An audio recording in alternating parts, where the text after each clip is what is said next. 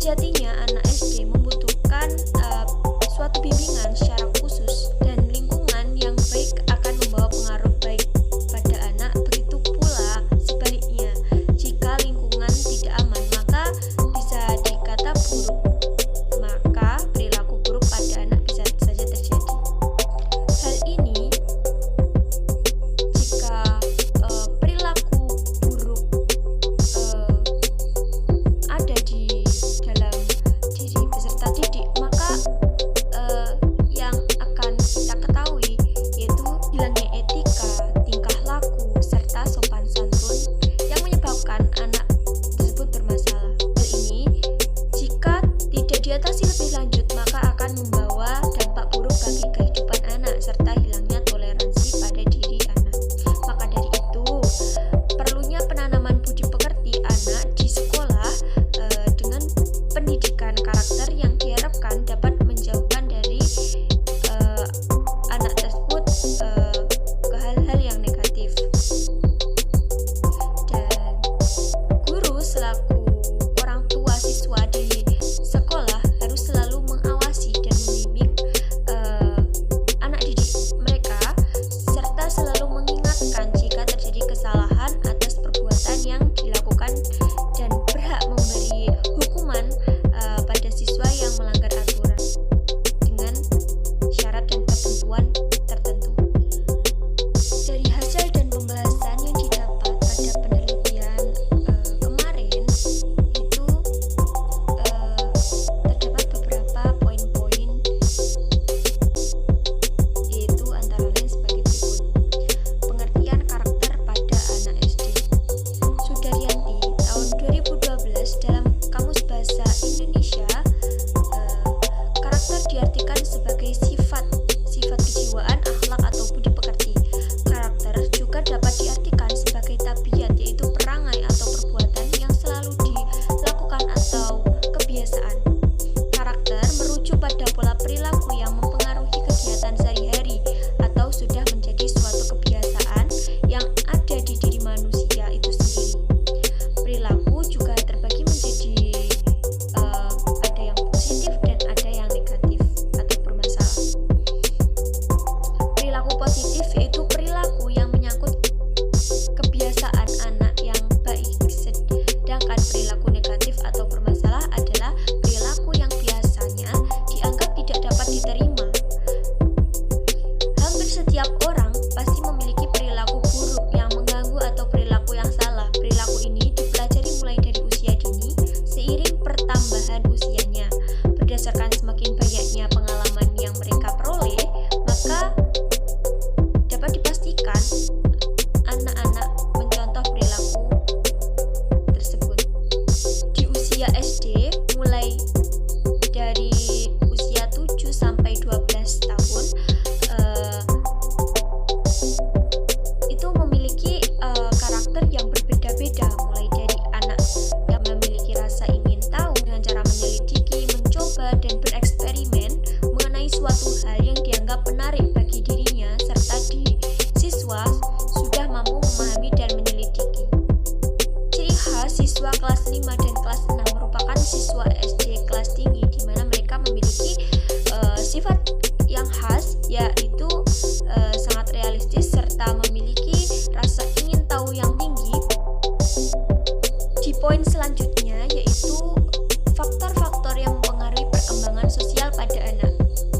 Perkembangan sosial pada anak banyak mendominasi pada prestasi maupun permasalahan anak saat ini. Terlebih lagi, kemajuan serta perkembangan teknologi yang sama memberikan dampak positif dan negatifnya jika tidak digunakan dengan baik.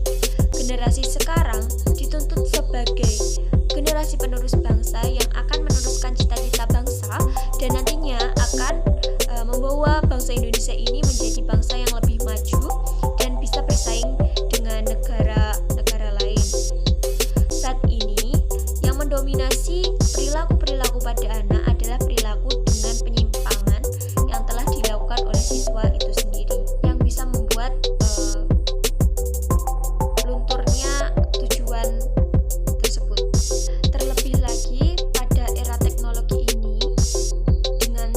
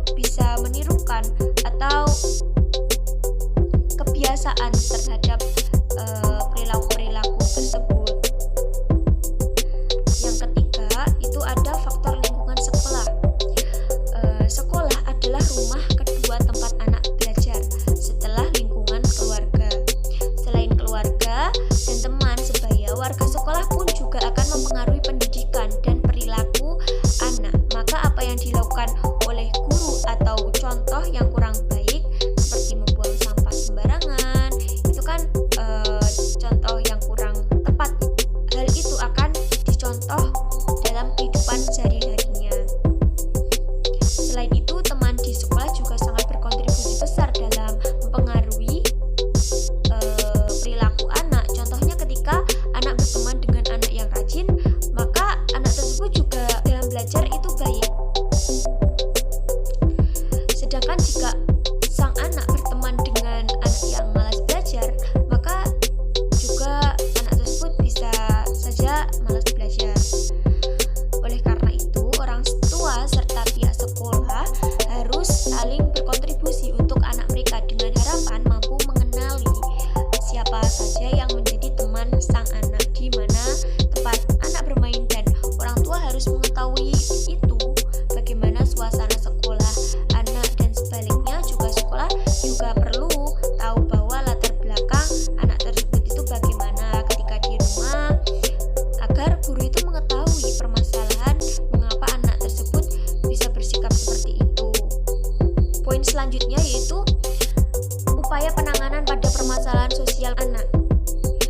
Berbagai perilaku yang salah kerap kali membuat resah apabila akhirnya jika tidak ditangani lebih lanjut dan dapat memberi pengaruh yang buruk. Maka dari itu, berbagai upaya yang telah dilakukan dari pihak sekolah maupun orang tua yaitu mengupayakan beberapa langkah. Salah satunya meningkatkan agar tidak mengulangi perilaku tersebut dan memberikan hukuman jika anak tersebut mengulanginya, agar anak tersebut menjadi baik pula.